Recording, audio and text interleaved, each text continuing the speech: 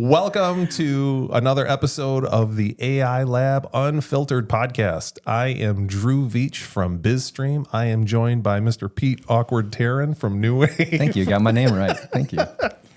It's an inside joke. We just said he felt awkward and his middle name is awkward. So I'm going to make him feel as awkward as I can. It's working. We are in the beautiful Studio Jefferson right outside of Grand Rapids, and we are produced by Think Tank Thought Leadership. They are the production company that handles us and our producers. They handle all our social media. They handle all of our publishing. They handle the editing. They handle everything. If you want to build a podcast, think of Think Tank Thought Leadership. That's a lot of thinking. That's a lot of thinking. Just great people on top of that. We've been recording in this a full year now.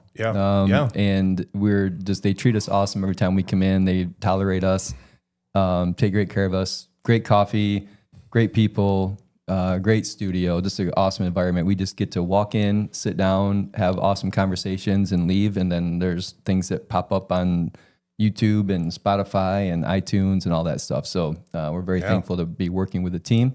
And they know Die Hard references. References. Right? Yes. Yeah. Absolutely. And today we're going to talk about Die Hard. No, I'm just we're going to talk about AI in higher ed. And specifically, we're going to talk to a guest of ours that we've been very excited to get on board here, Dr. Christy Hake, Dean of STEM at GRCC. Welcome. Thank you. Happy to be here. We're glad you're here as well. So let's talk about AI, because you and I mean, all of us have talked with you over the years, really, at this point, about AI. You at GRCC, Grand Rapids Community College, you have an AI certification now, which is incredibly, at least new to me, as far as I graduated a while ago. It's been a minute. I would have loved to have taken this. Not that I still can't, because I know that's what you're going to say. You totally can. Tell me about that program. Sure. Well, we actually are going to have 2 AI certificates. I'm going to get into the second one in a minute. But 2 years ago, we launched our AI certificate. And you start out with an intro AI class. You'll have classes in machine learning, computer vision, and natural language processing. The coolest part of it, though, is the very end, you do a capstone project. And 70% of our learners are non-traditional adult learners. Yeah. And so they would work with their companies, if they can, to do an AI project. And one of those areas that I talked about. Dr. Jonathan Resendez is the director of that program, so he developed it. And if we have students who come in where their companies say, yeah, we're not really comfortable providing you data, that's okay, because we have all kinds of companies that we've partnered with. You guys, of course, are 2 of those companies. And students have that opportunity to do that research and get that certificate. The second certificate, which hasn't even launched yet, is a shorter one. So think like 3 classes. So you have your intro, you pick one of the specialties that I just talked about, and then you do the capstone. And that one is not used for financial aid at all, right? The first one, you can use financial aid, reconnect any of those scholarship programs. But the second one is designed for companies to put employees into the program and say, we want you to learn, right? We want you to learn about AI. We want you to specialize in this area. Go do it. And then we'll work on a project together at the end. So let me ask this with that, which is awesome. This is an awesome program. When you first mentioned it to me, I was like, this is cool. Mm-hmm. This has got legs to it, where this is going to grow. Clearly, this is going to grow into, at some point, it'll be a major, or it's going to even further. So because AI is so evolving so quickly, it's not like mathematics or calculus or something like that, where it's been around for 50 years, 100 years, thousands of years. How is the curriculum evolving with it as new tools come out, as new processes come out? Great question. First thing I'm going to do is make sure none of my math faculty hear this podcast. Sorry. So this is where our amazing faculty come in. So I mentioned Jonathan, and we have a couple other folks that we're just bringing on board. And we have a faculty line out right now that we're searching for, that we're hoping to find an AI expert in. But it really comes down to those faculty members really keeping up on what's the latest and greatest. And like you said, it's growing so fast. Yeah. My initial field, I was a neuroscientist, and stuff comes out all the time. Yeah. It feels like AI is that, I don't even know, I want to say multiplied many, many times. I'm going to go with that. You did just say something, though. You're like, sometime we'll have a major, but Drew, we just started a major in August. Did you really? Yeah, and I haven't had a chance to talk to you about that. So a full associate's degree, and after you do the associate's degree, part of which is the certificate, then we have 2 connections, transfer agreements, one with Ferris State and one with Grand Valley. So you can go, you can awesome. Do the certificate, go to work, you can do the associates, get a bachelor's, whatever you want to do. That's cool. Awesome. Yeah. And the cool thing about AI is, like, you can do the 3-class certificate, and that will look so good on your resume. Like, people will hire you just for that. I was actually going to mention something about that because I love recruiting. I've been a part of recruiting for probably 15 years now. I've interviewed hundreds of people over the years, and I'm looking for AI on resumes. If all things are equal and they have similar backgrounds and similar experience, and then they both interview well, if one of them has AI on their resume and the other one doesn't, that's who's getting the nod.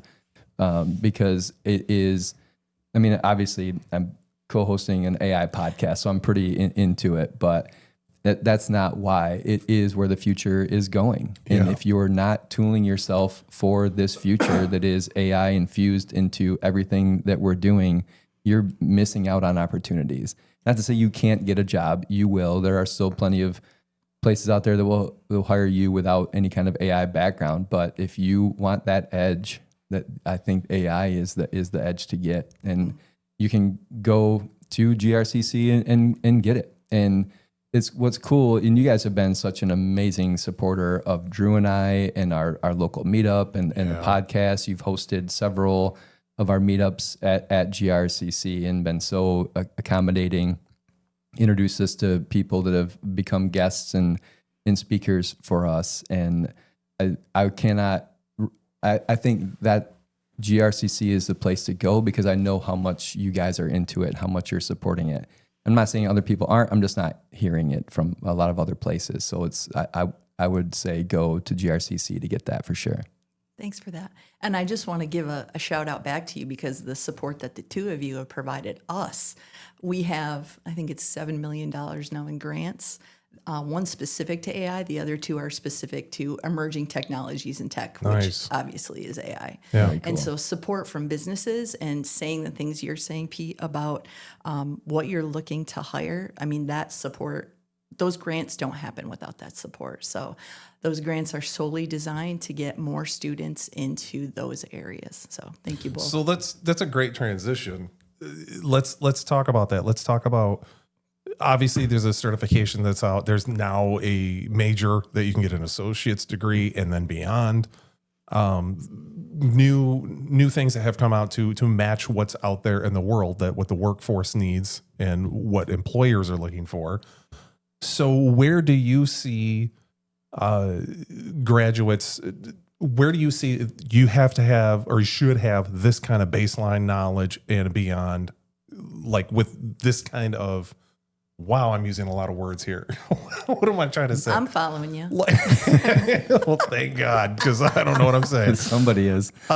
Where do you see like the baseline of what the students graduating now are going to need in that workforce? And so we've gone beyond AI now. In terms of AI students, we're talking about all students, right? Yeah. So the answer is yes, they need it all, but it's kind of hard to get it all. And so one thing we're talking about at GRCC right now, and I say talking about, that implies not action, and that's not what I mean.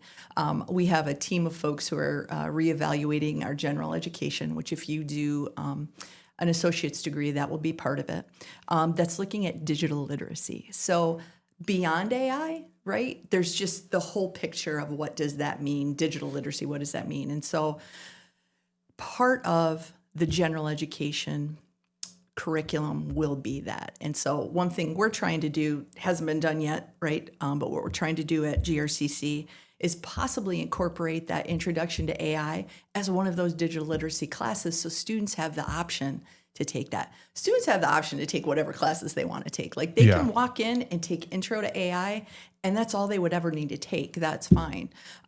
If I were a student right now, I'd at least seek that out. Actually, that's funny I say that. If I were a student, probably should have told you this, I'm in the AI certificate program. So I am a student. Are a student. I am a student, right? Nice. And I loved that class. And I still take, and I would recommend anybody, like, it doesn't matter. Like, if you don't come to GRCC, okay, go online, find all those free classes that you can take on prompt engineering, and LinkedIn is such a great resource, right? And if you get that premium subscription, you have all this access, and then you get the little certificate, right? Yeah. And so so you can have all that on LinkedIn. Do something, right, as it relates to AI. And it's more than just, I'm going into computer science, so I should probably learn AI. This touches everything. This touches everyone. I mean, clearly, it's not just a buzzword or a phenomenon. It's part of what it is. Right. Does this fall under, and this might be a dumb question, does this fall under STEM now? It does. So science, technology, engineering, and math, that's the tech part. I feel like it's all of that. It is. That's exactly it. And I saw a piece this weekend on CBS Sunday Morning. So yes, I'm an old person. I love CBS Sunday Morning. I love that show. They have great music. I can hear it in my head. I can hear the intro. Exactly. They really do. So I was watching a piece that they were talking about businesses laying off people, and they're claiming that it's because of AI. AI is taking all these jobs. So I learned a new phrase this weekend, and that is AI washing. Yeah. And so It's all bullshit. Yeah. people claiming that AI is taking jobs. And so now it's big controversy. Is AI taking jobs, or is AI replacing parts of jobs? And it really is, in my opinion, AI replacing parts of jobs. And so back to the question, whichever one of you asked that question, yes, get a little bit. It doesn't matter what you're doing. Right. Yeah. Right. Yeah, that is a good point, because Amazon and Meta and a bunch of people are, we're laying off 1,000 people because we replaced them all with AI.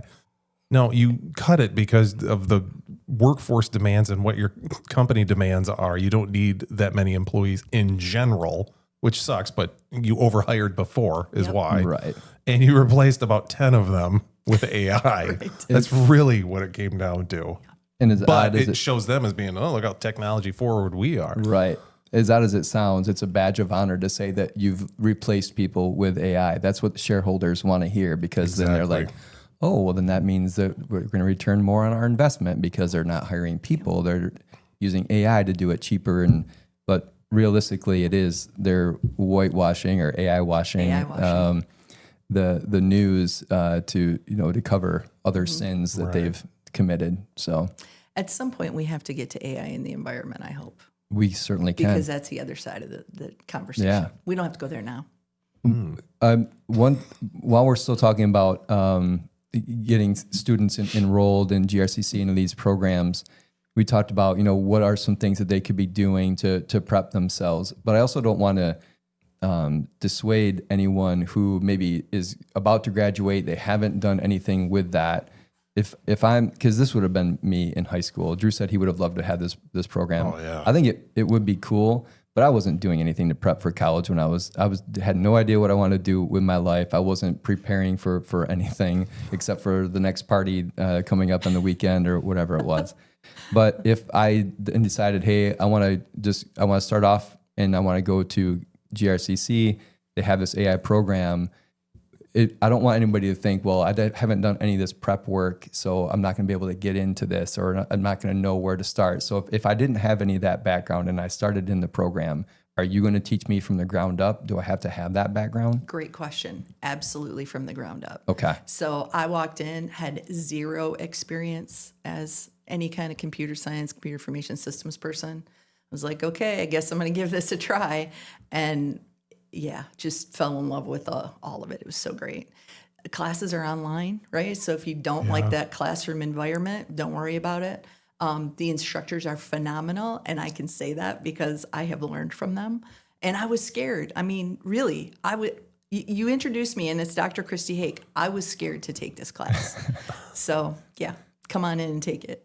Cool. It's cool that it's online too. Drew, we were talking this morning that have reached now into 25 different countries with the podcast. So there might be students from outside the U.S. would be interested in taking classes at GRCC. How cool would that be? Like Canada. That would be awesome. Canada. Yes, Canada. We're in multiple countries, including Canada.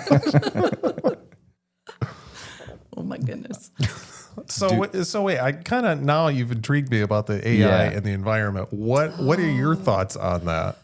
Okay, first brief story. I was at a STEM recruiting event, and sometimes I'll bring like a little AI experiment, if you will. It's computer visualization. And it's fun. Students, elementary right on up to grandparents come up, and students would come up and participate in it. And some students would walk by and they would just look at me and they would yell at me, AI is killing the environment. And they just keep right on walking. Oh, wow. Right. But they're not terribly wrong because of the amount of power, energy that it takes to run these giant servers that are out in the middle of nowhere. Here's 60 minutes. So you know what I do Sunday morning and you know what I do Sunday night now. 60 minutes. And they had a great piece on it, on how much it takes and how much it really is impacting the environment. It's already a problem. It's going to become a bigger problem. So it's something I personally struggle with as well. I have a counter argument to that. Tell me. A couple of things. One, AI is actually being used to help the environment. So we had a guest on here a while back. That was probably 6 months ago. Yeah. If you go back to anybody that's looking, just search for space lasers, and you'll find this episode. But was it seagrass? They measure the seagrass growth and patterns of growth around the world, and countries hire them because seagrass is depleting in some areas. It's a telltale sign of climate change and different pollutions, and so countries will hire this company that he's part of to measure that the seagrass beds, and because it affects the whole ecosystems. I think he was working with Jamaica or the Bahamas or somebody on a recent one.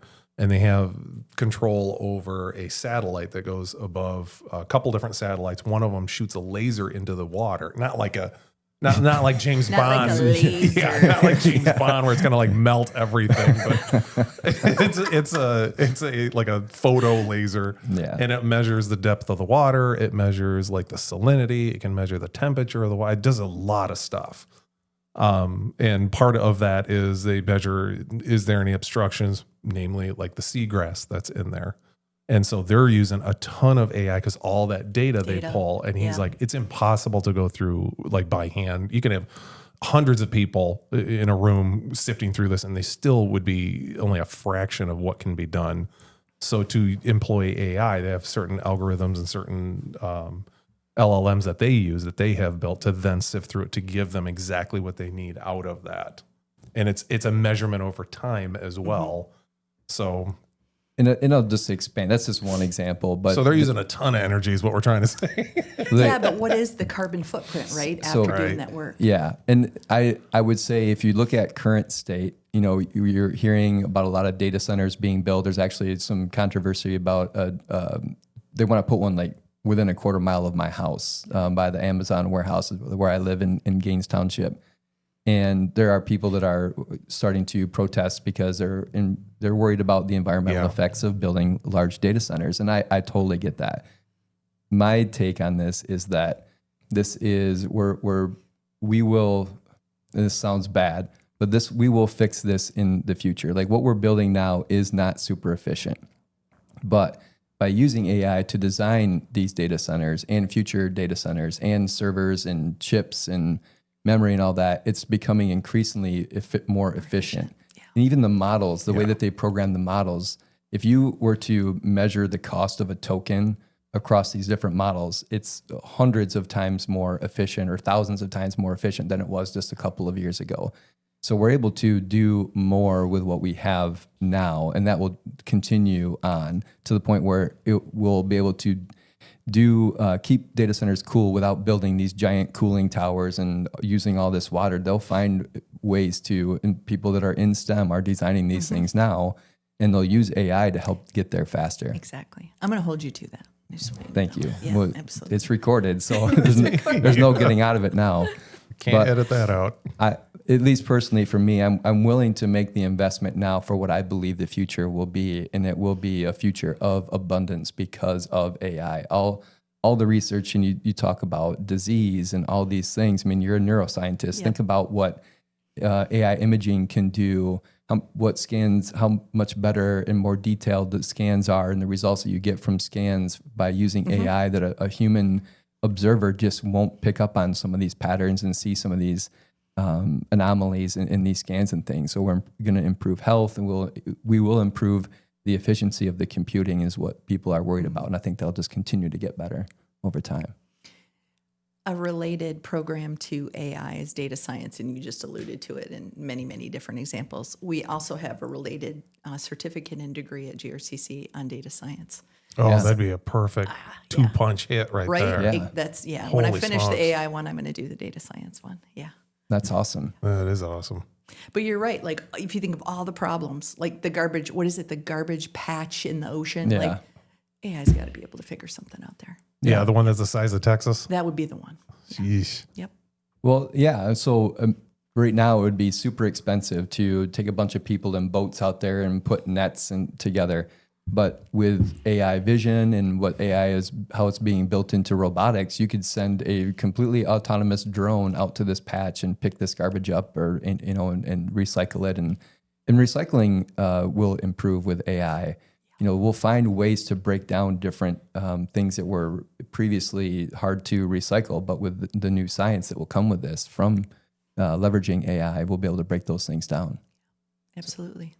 We also have to talk about AI and cognition. Well, now, because that's the neuroscientist. Yeah. Right. Let's jump into that. Okay. So what got me thinking about it is the comment that you just made about brain scans and so forth. I was recently talking to a couple of healthcare professionals, and they were telling me about a study that was done where physicians would use whatever the AI is. I can't tell you even what it is that they were using, but they would use that to determine what they thought was wrong, what AI thought was wrong with the individual. And then the study that was done was the cognition before the physicians used those tools and after. And what they found was that physicians' ability to diagnose those on their own decreased. Yeah. And so this is something I personally have been thinking about because I've gotten into using AI in the office.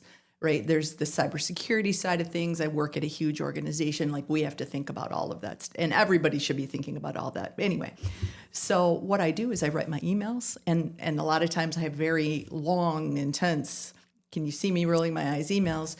And I can hammer those out, pop them into AI with a great prompt that's usually written for the person I know I'm writing them to. And I'm not going to say anything beyond that. And I get this gorgeous email.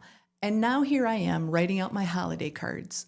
And I'm realizing, like, wow, this is a lot harder this year to do than it was even 2 years ago. And so what do? I'm a neuroscientist. I go look at the literature, and it's like, oh, yeah, this is a real thing. And so now I start thinking about students, and I start, anyway. That is one I didn't even think about. I didn't even think about talking about that with you. Freaks me out. With your background, especially. Yes, because we talk about it all the time. I swear it comes up every other episode we talk about, and we've had a whole episode too about, is AI making you dumber? Yeah. That is the conversation I want to have with you, because I feel the exact same way. And that's why I brought it up. And that's why I wanted to do an episode on that, was because I was doing the same thing. I was writing out emails, no problem. A couple of tweaks here and there, and I'd send it out. AI comes into the picture. Oh, I'll keep writing out my emails, dump them in there, just reword a couple things, send it out. Now, fast forward a year. Now we're into modern times. Now I'm going into AI saying, write this email to this person, include X, Y, and Z, just write the whole email. And I'm putting it in there. Now when I have to manually, you're right. When you manually have to go in and go, I don't have AI now. Can I write this out? How do I frame this? How do I say? And it's like, why is this so hard? Is it friggin' email that I'm trying to send? So I'm going to encourage you to take a step back on how you're doing your emails, where you would say, write it to so-and-so, frame it, Yeah. Write them yourself, and then at least pop them in so they can clean them up and make them more, I'll just say clear. So they have use it at the second step, not the first one. Use it as a second step, even using it at the second step. I'm still feeling that way, but yeah, a little better than using it for the whole thing. For the whole thing, whole thing. Yeah, and I couldn't wait. I'm like, oh my gosh. I'm co-chair of our software governance committee at GRCC, and I'm keep pushing our cybersecurity folks. I'm like, just figure that out. Let me know when I have that software that can respond to emails. I don't want it anymore. Interesting. Yep. Now, let me flip the coin and say, then the other side of me says, and we talked about this before too, like who's doing, I don't want to say basic arithmetic, but who's using calculus, algebra, all that when you have a phone that you can just type it in and go, here's my answer. And that's always yes, you the become example. dependent on it, but at the same time, it's so convenient now that it has replaced a lot of that basic knowledge. So are we getting into that? If we fast forward 3 years, 5 years, are we getting to that point where, well, you don't really have to know all this basic stuff because this handles it for you. Let's move on to the higher stuff. I hope the faculty in the School of STEM are listening. No. People still need to know the basic stuff. And the reason is because if they don't know the basic stuff or even the next level of basic, when they put stuff into any kind of AI, they're not going to know when the bad stuff comes out. So you the mentioned foundation. Hallucinations, got into the foundation. Have to. And that's one of the scariest things right now for teaching, it doesn't matter what the level is, because students will pop the question in, copy and paste the answer out, and their teachers know that it's wrong, but they have no clue. And they're not developing those critical thinking skills that I just alluded to with the emails. Right. Yeah, it's scary. So one thing that our faculty are doing is they're changing the way that they're grading. There are things you can do to bypass the step that students would use with like the ChatGPT or Gemini, whatever. And so that's part of what they're doing. But yes, I mean, calculators did what they did.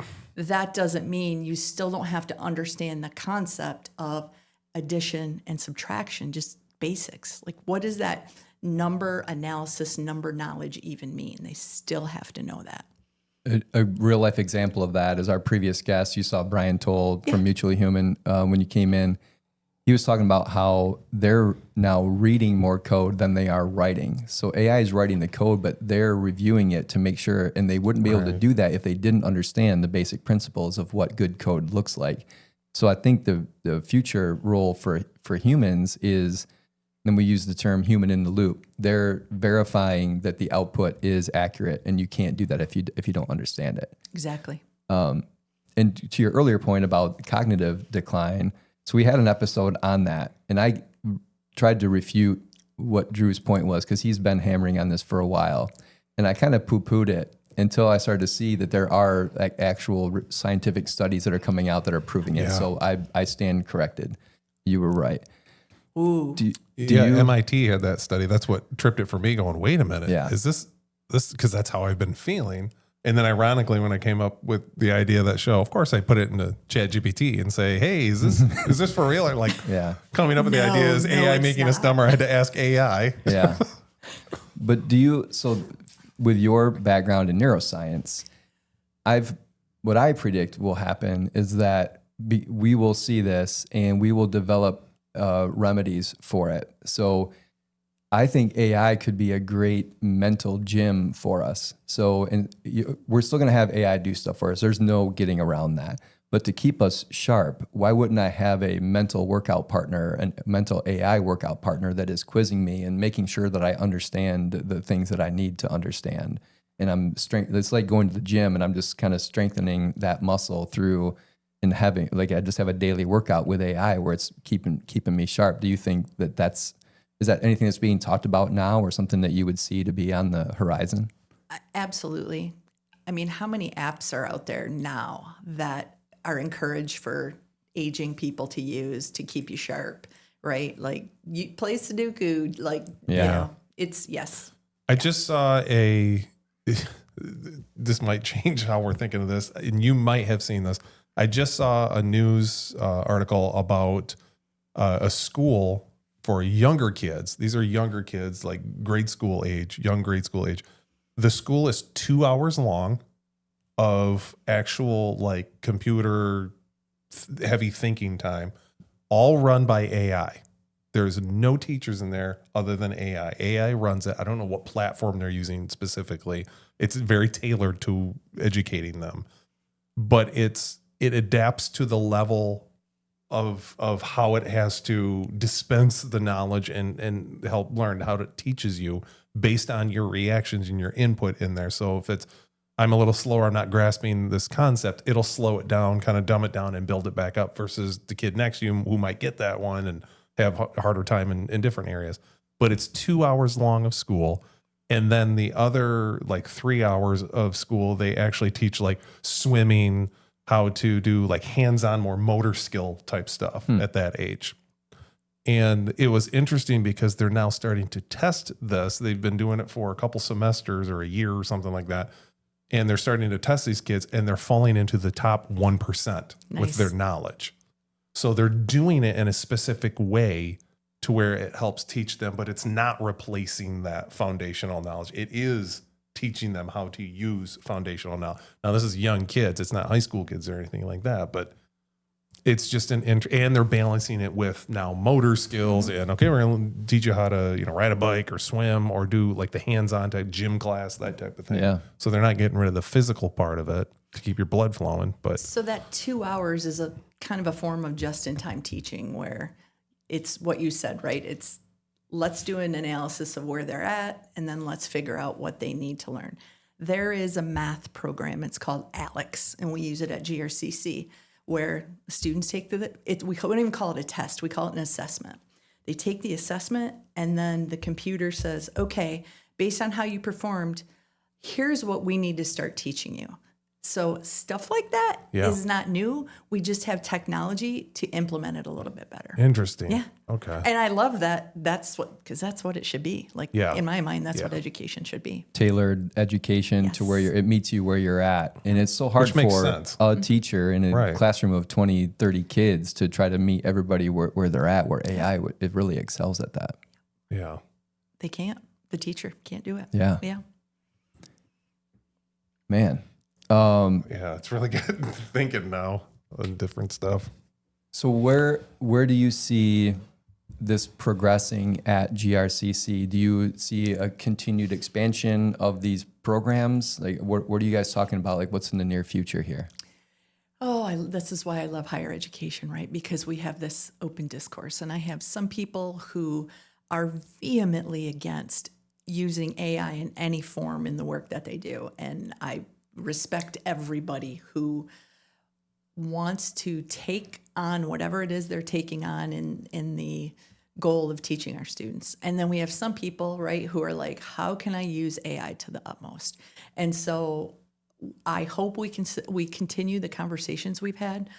We have a fantastic group of faculty members who participated in a National Institute for Curriculum and Pedagogy in AI. And it's not just about teaching AI, it's teaching all of the other disciplines and how AI can have that impact.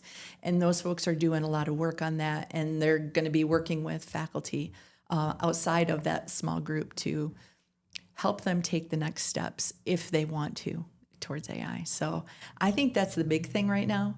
On the operations side, I mentioned our software governance committee, which has been so interesting in learning about all of the different components that software companies put into everything from the AI to the contract, right? Mm-hmm. Because we're looking at all of it. And then, of course, cybersecurity in the middle of all that. And so that has been I don't want to say it has slowed us down because slow implies it's bad. Here we go. That has made us more cognizant of potential pitfalls. And if I can leave people with one thing, it's please, please, please, before you go doing anything at work, talk to your cybersecurity folks. Yes. Oh my goodness, because it's scary, scary stuff when it goes wrong. Yeah. Yeah. Shadow AI is a real thing. I know someone that works for a large multinational, multi-billion-dollar corporation, and they have a no AI policy. But they said that everybody has it on their phone, and they're bringing it in, and everybody's still using it. They're using it at work, and without those guardrails and those expectations, you have nothing to hold people to. So even if you catch them doing it, if you don't have any policies there and you haven't set that, it can get away from you quick. Yep. So you really have to get your arms around it. Yep, absolutely. I want to go back to something you said earlier about assessing students. Oh, yeah. Something I thought about too, because, anybody in any kind of classroom setting, and it includes work too, you can just use AI to do the work for you, and you could not have any real understanding of the topic or anything like that. In a school setting, though, part of it is assessing, did you comprehend, what we've been trying to teach you? And I don't know how much you can share with it how you're doing this, but what is that future approach in an AI world where you're pretty certain kids are submitting AI created work? What does that assessment look like in the future? A lot of it will be based on the student's personal experiences, because AI can't generate thoughts on something you did yesterday with your brother, right? Just coming off the top of my head. Yep. That's probably the easiest answer. And you can use that for, say, a geology class where you go out and you do some kind of field trip. Same thing. Like, what did you get out of this field trip? And it's much more personalized. Do you think that becomes more of like a conversation? So let's say you're leading the class, I'm the student, we just covered some subject matter. Instead of me, filling out something with AI and emailing it to you or taking a test online, are we going to sit down and have a conversation? And so you can just ask me and I speak to you and tell you what I've learned, because there's no AI there. Right. That's hard. The answer is yes, that would be great. But to operationalize that, if you have 30 or 100, we don't have classes of 100 scale it, at GRCC. Thank you. You can't scale it. What if to Drew's point, the AI is conducting the session of doing the presenting the information, right? But the human is gathering the information in a more personal way. So I've freed up. I'm not in front of the classroom on a whiteboard like drawing things out. AI is doing that. And that can be done outside the classroom. So when we come into the classroom, it's all it is this. Maybe we just have a 10-minute appointment and just stack those. And that's what classroom time is that human-to-human assessment. And the AI learning is happening anytime, anywhere that they want to, because it's all computer-based and cloud-based. And now you're calling into question what teaching is, because what you just described is assessment, which is part of teaching. But now, is the faculty member actually teaching and sharing their personal experiences and all of the research that they've done? And so I don't have an answer for you. I'm just giving you other questions. No, I think it's just an open conversation. It is, right? Yeah, because somebody has to figure this out, because at a certain point, left unchecked, in their current state, students can submit AI submitted work. They can graduate from high school and not know shit. Right. And who's checking that? Right. You can grade the paper. Well, they scored everything right. Another 100%, Tommy. Good work. That's your 100% paper you've submitted this semester. But at some point, we're going to have to figure out how to really gauge understanding in a non-AI way. And that's one of the reasons why there are some faculty, and not just at GRCC, across everywhere, who are vehemently against AI. Yeah. It's interesting. One of my classes, so my intro to AI class, I had to learn, no, it wasn't. I'm sorry. It was a programming class. Obviously have to learn programming. I was doing Python, and I just was really struggling. I just didn't understand. I mean, I get the logic. I didn't understand like why I would write whatever it was I was writing. And my instructor came back and said to me, well, have you put it into ChatGPT or Claude or whatever? And I'm like, well, yeah. And it gives me the right answer. And when I take it and put it into the test, I've done it correctly, but I have no idea why I'm doing it correctly. Yeah. So there's that desire that students have to have. Some of them have it naturally. Yep. Others just want an A. Yep. So how do you also foster that desire in all students to actually want to know why? And going back to how you said question. some of the staff wants to use it, some of the staff is vehemently against it. Yeah. And being in your shoes, being a dean, you got to be pulling your hair out going, they both have valid points. There's no right or wrong. It's trying to figure out how to not just make it all work, but what is the course of action we're going to do. And it's got to be flexible because it's got to change next semester as well as the technology changes. Yeah, So no pulling my hair out. This is the beauty of higher education. And this is why it's nice to have been a faculty member and now be a dean, because I've been on both sides of it. So we have a policy, and I was part of the team that developed the policy. The bottom line is this at GRCC. The faculty member determines how AI will be used in their class. They put a paragraph into their syllabus, and that's it. So it accounts for everything you just asked for. So that's a great reason and supporting reason of why you should have a policy, is because there it is in black and white. And the way, that way that's handled, well, now it's down to the professor themselves of how they want to use it. That's a great way to frame it. Now, the downside is there's no way to really test if something has been AI generated. Right. There are AI, I don't even know what they're called right now. They try to. Yeah. It doesn't work. It doesn't work. Somebody made a comment about they put the Bible into the tester and it came back 100% plagiarized. Yeah. And I've heard other examples like that. Yeah. Yeah. Well, so you said earlier that you write emails that are tailored to the recipient. Yeah. And then just recently we were trying to figure out how do you get the kids that just want an A to buy into actually learning the subject. So here's my thought on that. So if I have an AI that starts with me in kindergarten or pre-K or whatever it is, and it's my constant companion through all of my learning, it's going to know me. It's going to know that I love basketball and music and all these things. If it can take these topics and make them relatable to the things that I'm into, that could be that thing that gets that buy-in. And that's also very hard for a teacher to do. How do you get to know all these kids so intimately that you know all their triggers and the things that they love and the things that get the neurons firing? AI, if it stays with you and learns with you, it could do that, and it could relate all these things and make them so that you are interested in it because it's something that you're already in love with. That's a great point. And show you different things related to that to say, hey, did you know these other things are out there? Yeah. Right. Check them out. Yeah. Because we're not all into the same things, and that's why we pay attention in certain classes and we don't in others. But if you can make it relatable, then my thought is you can be engaged in everything if you make it so it's interesting to you. Exactly. Yeah. So, what you were saying about my email. So this is what I do with my email. I hammer out an email, and it could be just all over the place, but it's got the points I want to make and all that. Then I write a prompt that's aimed at the person. And then I copy and paste the email in. So the email is not written for anybody. It is like me, fast paced, just get it. I got to get this done, right? There's so much to do. So that's how I do it. I'll have to pay attention when I'm reading your emails from now on. Okay, but then, right for Pete.